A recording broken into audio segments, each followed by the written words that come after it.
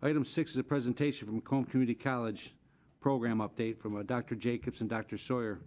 The floor is yours, gentlemen. Thank you for coming in this afternoon. Appreciate it. Good to see you both. Thanks for having us. We're both Jim Jacobs and Jim Sawyer, so we're saving the county's money. By saving an ink. Same name. So we're going to do a kind of joint presentation, which I hope is in front of you. Yes, it is. Good. Okay. And I'll just start off by saying I think most of you know something about Macomb Community College. Many of you have been, students at the college. But just like you, we go through some changes. So what I'd like to do is sort of report on some of the newer developments of the college. Thank you. Specifically that deal with economic development. Commissioner, if we could hold all the questions to when they're done with their presentation, that would be a more orderly way to do it. At least I prefer it that way. So, thank you. Thank you, Mr. Brown. So just a quick overview of just the college as it stands now. We're the largest grantor of associate degrees in Michigan. We're the largest community college. We are also in the top 3% of the 1,200 community colleges in terms of giving associate's degrees. We have large numbers of students going to us as degree students, but we also have over 14,000 students who are coming for workforce development activities. So it's a major institution and I think plays a significant role in the county on a number of different levels. Just again, you get a sense of the size and the significance of another area that it has been increasingly important to the college, and that is, Pell Grant monies coming from the federal government. So we get about $29 million of federal money coming into to the institution, going to the students for their tuition. So that kind of gives you a broad overview of the college. One more point that I think is interesting to consider. Because we graduate large numbers of students, and because as a community college, the majority of our students go back into the community, we have about 160,000 alumni living within 20 miles of this building. They play a huge role in this county on many, many different levels. But I know we're here to talk a little bit about workforce development and economic development, so I'm going to turn it over to Jim. He's going to talk a little bit about some of our workforce programs. Thanks, Jim. Well, and of course, most of you are real familiar with our academic programs, our transformation, so we really thought focusing on workforce and economic development may be most beneficial. When we talk about workforce development, there's really different perspectives the college is trying to serve. Certainly what we're doing for the individual is giving them the training they need to get back in the workforce, to provide for their family, but we're also meeting that employer need, which is very important. They seek the college out to try to train their workforce of the future, and that's a job we take very seriously. But what people often lose sight of is the community impact of that and the community perspective, because having a trained workforce really makes us a desirable community and attracts employers to our region and keeps employers in our region. So we really try to take that multifaceted approach when we talk about workforce development. As Jim shared, we've been financially challenged over the last 10 years, just like any public entity. And one of the things we've been very assertive on is trying to seek alternative sources of revenue to promote our workforce training programs. So we've been very successful in procuring grants that have enabled us to train thousands of people to go back into employment. And we put those people into basically entry-level jobs, but we encourage them to come back to the college and continue education. And we've started to make some progress on seeing students actually do that. Our most recent grant, our MCAM grant, we've got a number of students who've started on our training programs. They'll go through a 12 or 20-week training program, but then they'll come back to the college and try to improve their skills and prepare themselves for higher level jobs. Frankly, the workforce work we've done for our citizens, for our residents, and for our employers, we couldn't have done on our own. These grants were really essential for us to be able to accomplish that mission. The other point I guess I wanted to make is one of the things that really sets us apart as far as community colleges is the equipment we have and the programs we offer. And we were able to tap into a grant from the state Community College Skilled Trades Equipment Program, C-STEP it was called, and that really enables us to upgrade our equipment as well. And we've sunk, in addition to the $2.8 million, the college contributed $1 million. We've updated our equipment at our South Campus and our MTech facility. And the MTech facility is where we do a bulk of our workforce training, and we'd welcome you attending there. We'd love to show off that facility and let you see what we really do. As we talk about the MCRAM grant, that was our largest grant, and that's the one we're currently in the process of wrapping up. We've trained over 1,200 people. As you can see from the chart, we've exceeded all of our goals by a significant amount.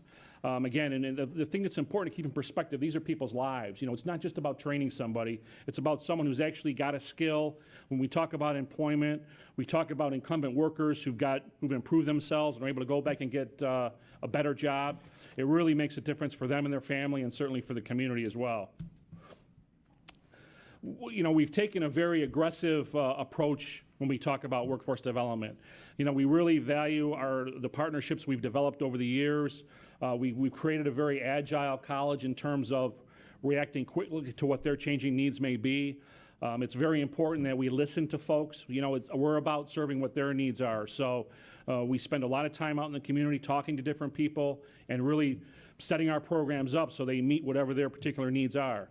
You know, the reality is we can't necessarily train someone 100% for a particular employer, but we can get them to about the 80% level. Then the employer's got some responsibility because everybody does things a little bit differently. But our responsibility is to get those core skills and really prepare them for success. And one of the things that we've uncovered as we've gone forward is the importance of the wraparound skills, the employability skills that employers talk about, things like showing up for work on time, being able to work in teams, being able to communicate. Those are things we've integrated into each of our programs to really try to make sure we're reinforcing the importance of that for students. And we've seen great success from that. Probably one of the things we're most proud of is our willingness to experiment and innovate. And as we seek out those additional areas of funding, we really are willing to try different projects to see what's going to make a difference in the community and what's going to be successful. And with that, I'll turn it back to Jim to talk about some of those experiments. Yeah, thank you. As Jim just said, we are always evolving and looking for new opportunities both for our students and for the community. And one of the things which I think we can all agree that we're still in recovery from the 2008 great recession.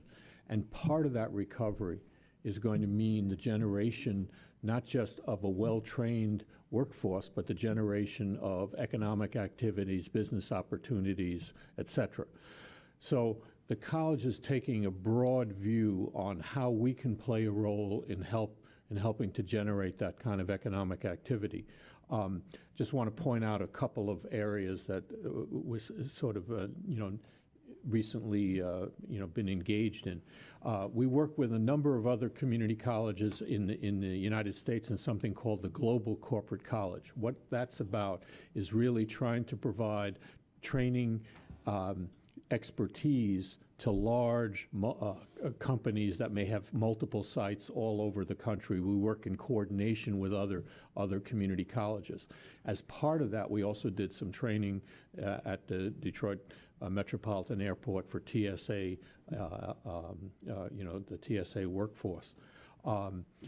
Another area that we, of course, focus on because it's absolutely critical to Macomb County has been, of course, the auto industry. So through a National Science Foundation grant, we have a Center for Advanced Automotive Technology. What does that center do?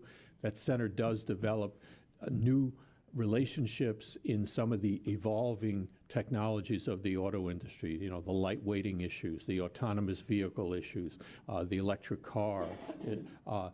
We have actually become a nationwide center for other community colleges to learn about those technologies, as well as help our own local businesses get involved in some of these technologies. But one of the areas that we've also continued to do is work with other colleges, again, around large projects involving some of the big automobile, OEMs, original equipment manufacturers. So we have things like we're members of the Community College Workforce Consortium, which is a group of colleges that were formed out of the Great Recession to deal with the particular needs of communities that are dominated by the auto industry. We also are experimenting with a very interesting new area. It's called Competency-Based Education, working with a group called College for America, which provides internet opportunities for incumbent workers, people already employed by companies. This area is one that we're very interested in because I think one of the concerns that we've seen in many of the companies is the need for upgrading the skills of their present workforce and doing it in a way in which individuals who work full-time have the opportunity to complete degrees. But the area that I also want to mention that's new to us, but very interestingly, is that we've also gotten involved with what we call the Innovation Fund.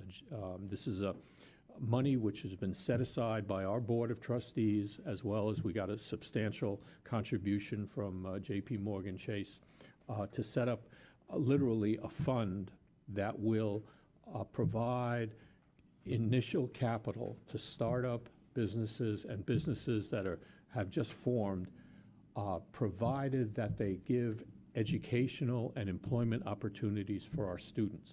So in a sense, we're moving from the supply side to the demand side, literally generating economic activity with some of our own resources so that our students will get the opportunity to work in different areas. And we call this the Innovation Fund. We've been doing this now for about 2 years, and we have some really interesting just data quickly to share with you. This is a fund that's open to all companies or all startup businesses in the metropolitan area. And we've seen, over 169 applicants, both applicants from minority-owned businesses, from women-owned businesses, and the results are kind of interesting. As a result of these companies' existence, and we follow them very carefully. We've awarded over 24 different awards. Both revenue has been created by these companies, which has led to full-time jobs for individuals in the community, including our own students. We also participate in another program, Goldman Sachs program, which is a program which is based on providing educational opportunities for small businesses, and we're part of both the selection process, selecting Macomb County companies, and over 22 have gone through the programs, and it's been an extremely successful program in generating economic growth in the community. So I know we're very pressed for time, and we have some very important other presentations that you have to attend to. So if there are any questions, Jim and I would be happy to answer. Yes, Dr. Jacobs, is this a trend? I mean, Macomb County Community College seems to be very cutting edge in a lot of things in terms of, first, just the college campus setting, bringing all the colleges to one place in Macomb County, and that university serves as a leader. But the job training that's going on, is Macomb College unique in that regard, or how are we different compared to other regions? I don't hear much about Oakland Community College doing much of the same thing. All community colleges, I think, have their toes in the water. I think we're very deep into it, and we're committed on the long haul. In other words, the way we do workforce training and education is somewhat unique among colleges. We combine both the non-credit and the credit side, and we have a very, very deep relationship with, quote, our clients, so that a lot of repeat businesses, and we're also doing work in some of the newer technologies, things that we see unfolding that are, I think, important. Many colleges do some customized training, but they tend not to be, they tend not to look at where the industry is going. And that I think, actually, to give an example, and maybe Jim can add some, in an area that you all hear about, cybersecurity. everybody talks about the need for cybersecurity people. We're working with Wayne State University, who has established their Advanced Technology Center right across the street from our South Campus on a program for cybersecurity specifically geared to the auto and defense industries, which are our industries.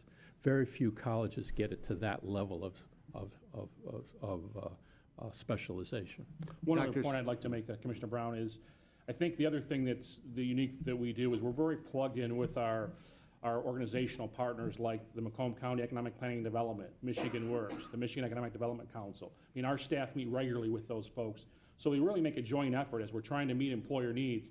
That varies greatly. And it's important that we work together because everyone brings something to the table to try to help satisfy those needs. And I think that collaboration we have is unique as I talk to my colleagues, certainly around the state. They don't have that same level of connection to their interagency areas.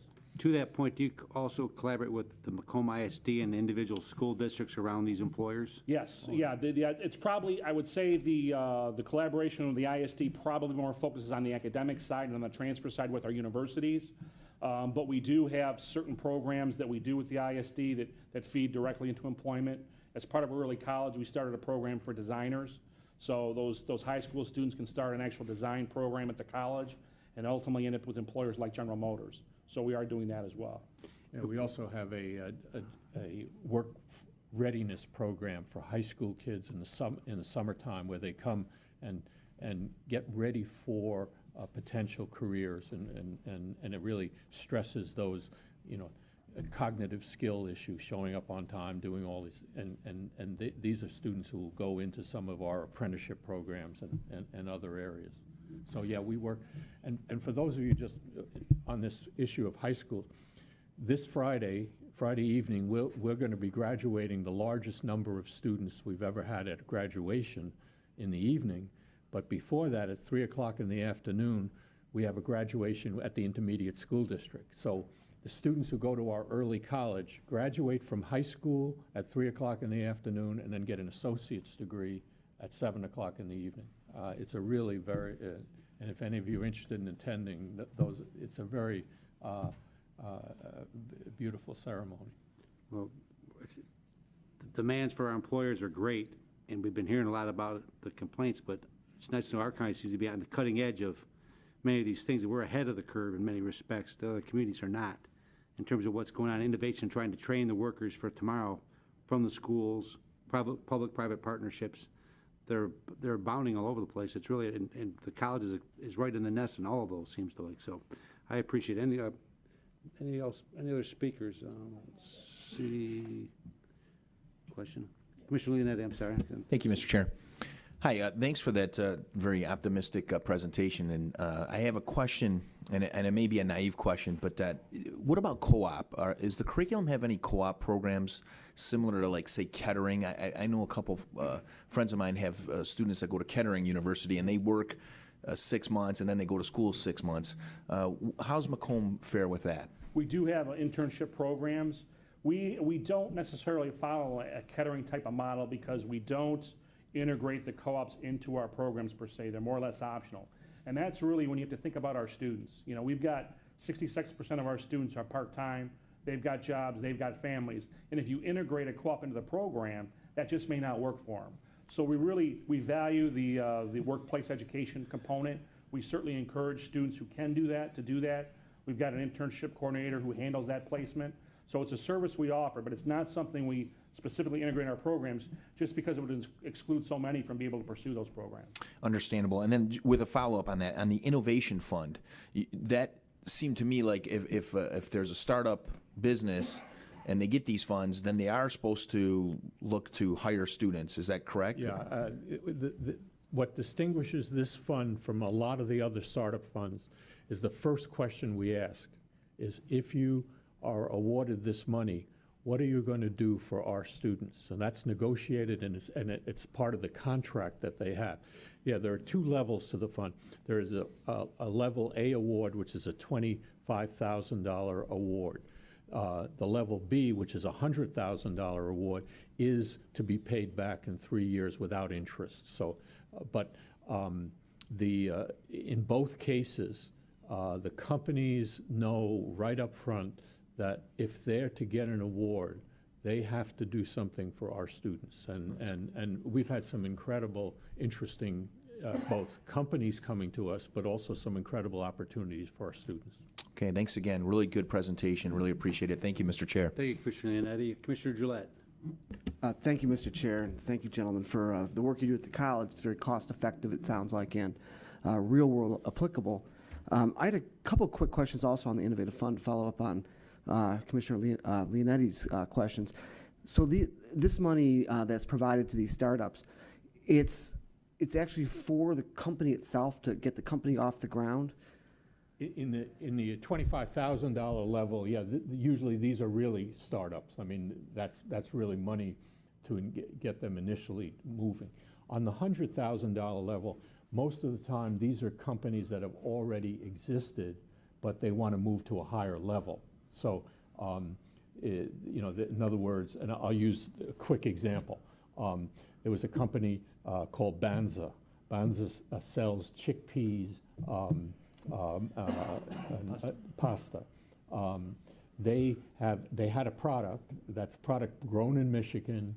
They were marketing it, but they wanted to increase their market share and get it into places like Whole Foods and Myers, et cetera. So they already existed, and we gave them an award of $100,000, which they then hired 2 of our students to help with the marketing, et cetera. So it became a but they came to us already existing, so it wasn't so it's at both levels. The $25,000 award is usually for the startup, and what we've now seen is some of the startups coming back to us for another round.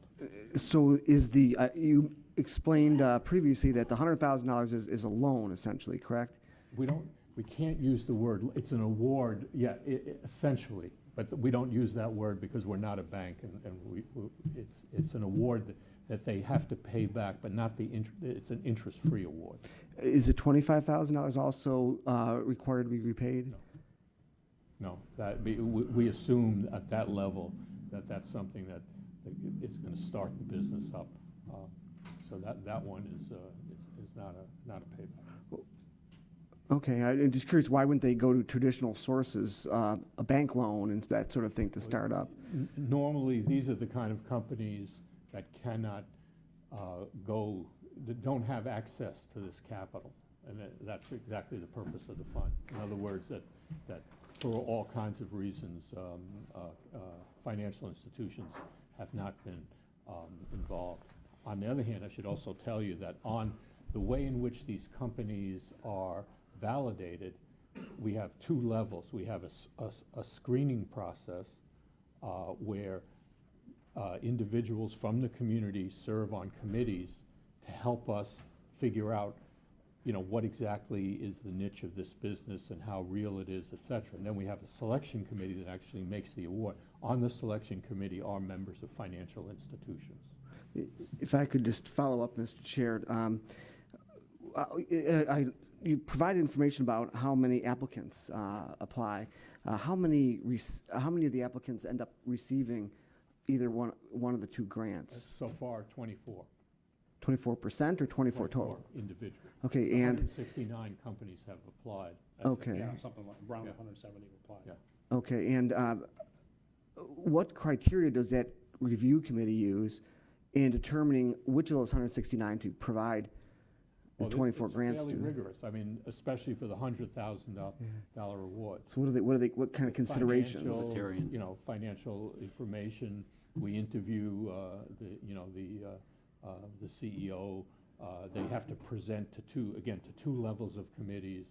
There's a great deal of behind the scenes work, and we also have an entrepreneur in residence who works with them to prepare prepare their proposal. So yeah, a number of most of the ideas and most of the companies that come to us are rejected. So far we've been very lucky, but as you know, in an entrepreneurial situation, there are going to be companies that fail, and we've had that experience as well. Just the last, I guess, 2 questions. Where does the money for this particular innovation fund come from? Again, as I mentioned, 2 sources. won an initial award to us from J.P. Morgan Chase, and then that was matched by our Board of Trustees. So that's the initial capital, and we hope with the companies paying back that $100,000, it'll be a revolving fund. And how long has it been in place so far? 2 years. 2 years. So we don't really have much data as far as Not yet. the percent that it succeed or not. It's hard to. No, but we have some very interesting, I mean, Abanza is a very successful company now. It's growing. And we also have some very exciting companies. And if I could, just for 1 minute, just share with one story. And I think it's very interesting. It comes from one of our students, because the ultimate goal for us is to encourage our students to come up with ideas. So we had a student who took a class in signing, for deaf people, right? In order to be certified as a person who signs, becomes certified as a person who can sign for deaf people, it's like a pilot's license. You have to have a certain amount of hours of signing. So this student came up with a computer application where students, in order to practice signing, have to find deaf people. So she set up a kind of marketplace where she's paying deaf people to be available at certain times of the day. So students who are taking these classes can say at 2 o'clock, I'll spend an hour on Skype signing with another individual who's deaf. That little innovation, and she's made it now into a company, and now she markets that inside of the textbooks for the signing classes. She just is going to win another, she got money from us to fund her initially, and now she's developing that into a national business. Great. It's incredible, interesting. Well, thank you, Mr. Chair. If it's all right with you, I'd like to follow up. I'm happy to, if you want to come down and. Yeah, I'd like to look at, I'd like to go at the written criteria for how these determinations are made. Sure. Thank you very much. Appreciate your time.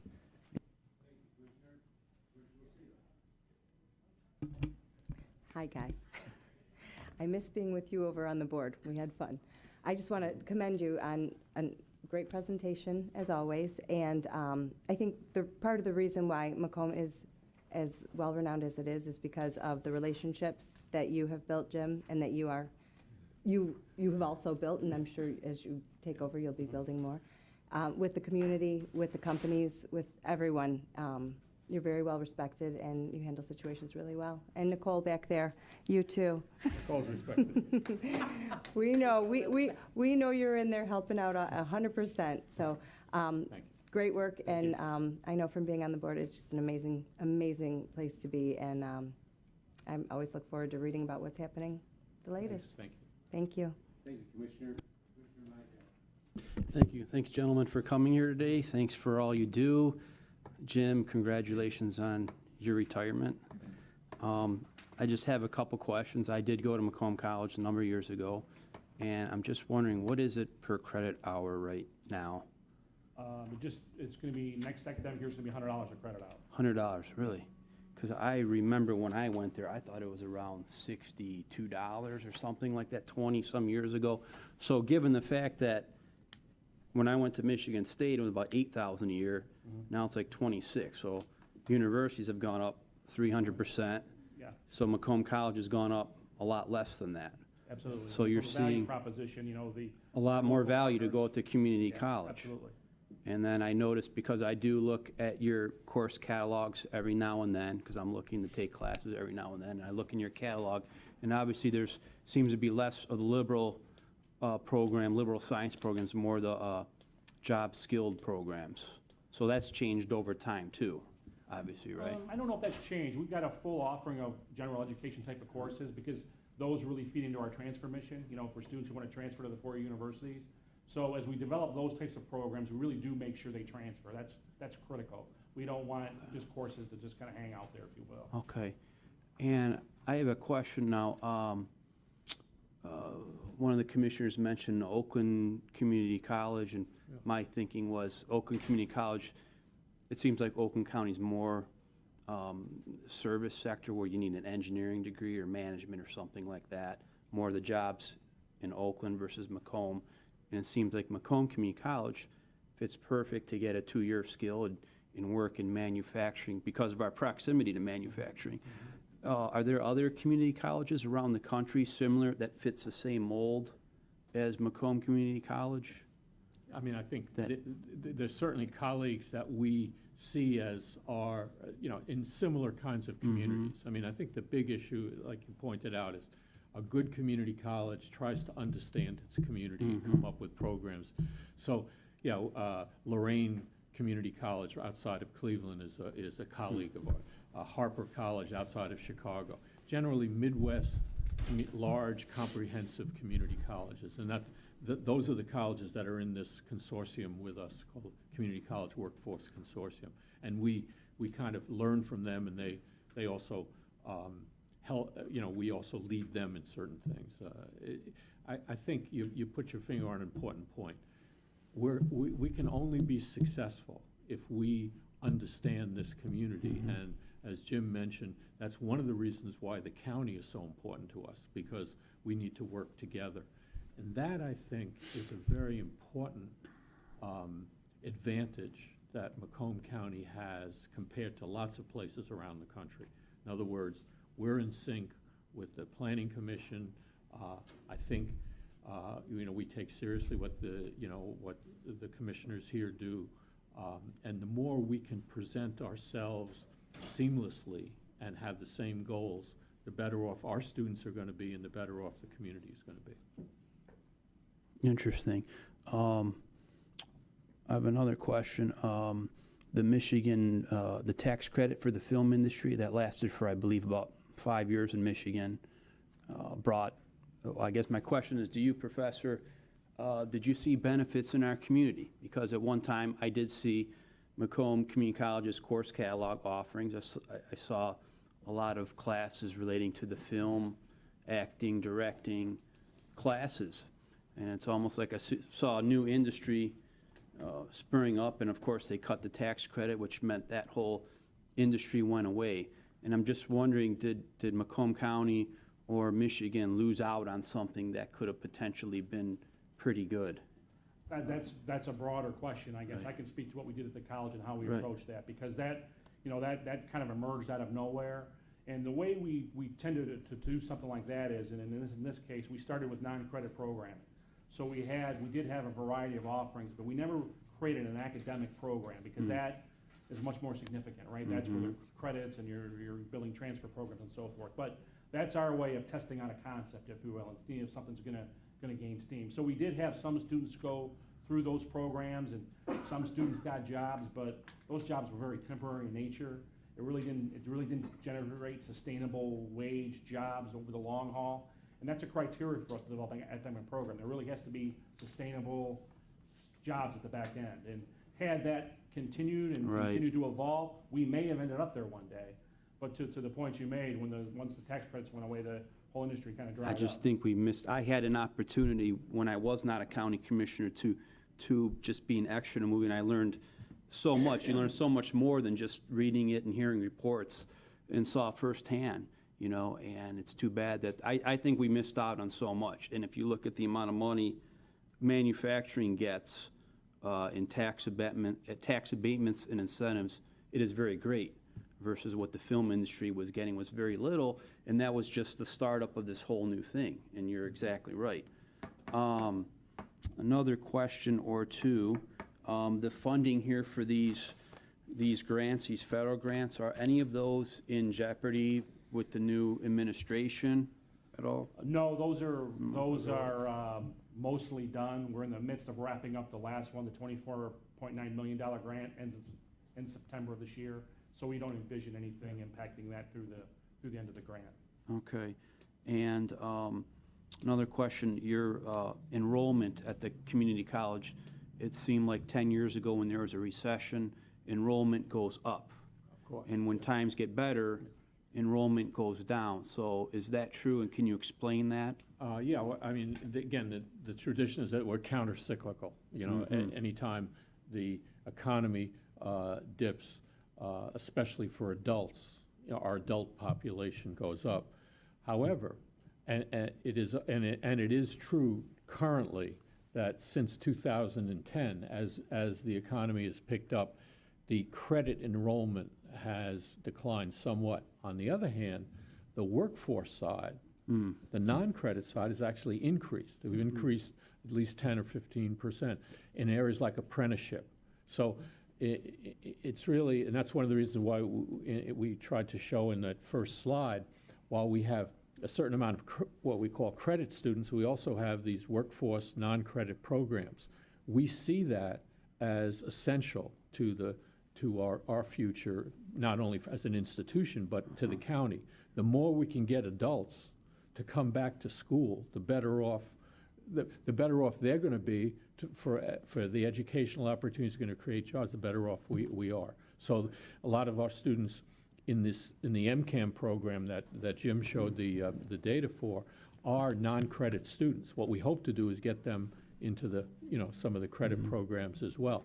And one more thing just about this to keep in mind, what's also changed is that a great deal of our students who are in the workforce programs want a 4-year degree.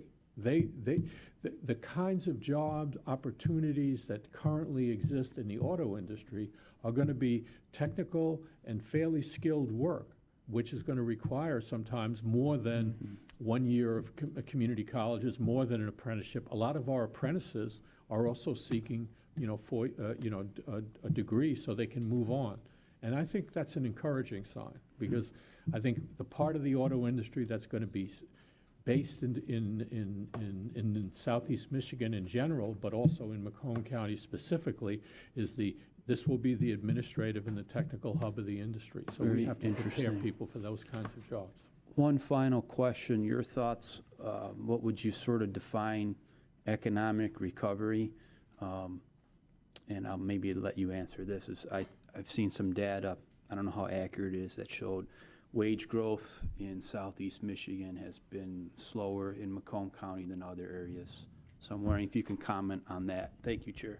Well, I mean, I think the wages clearly are not growing as fast as one had anticipated. On the other hand, obviously wages are higher here than in Wayne County, and then Oakland County is a little bit higher than us.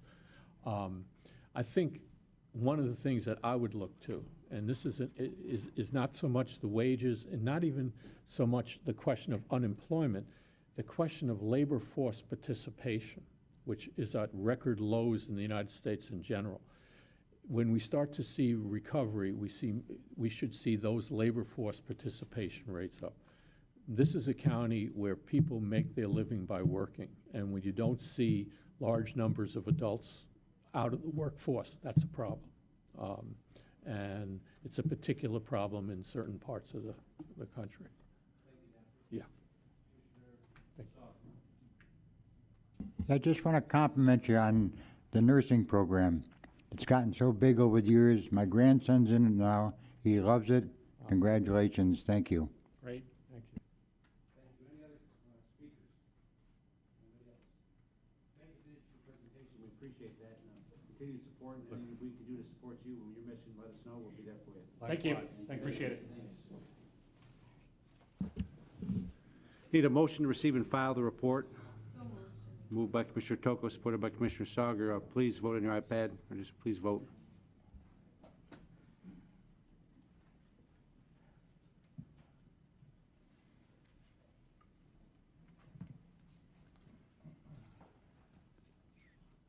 Okay. Thank you.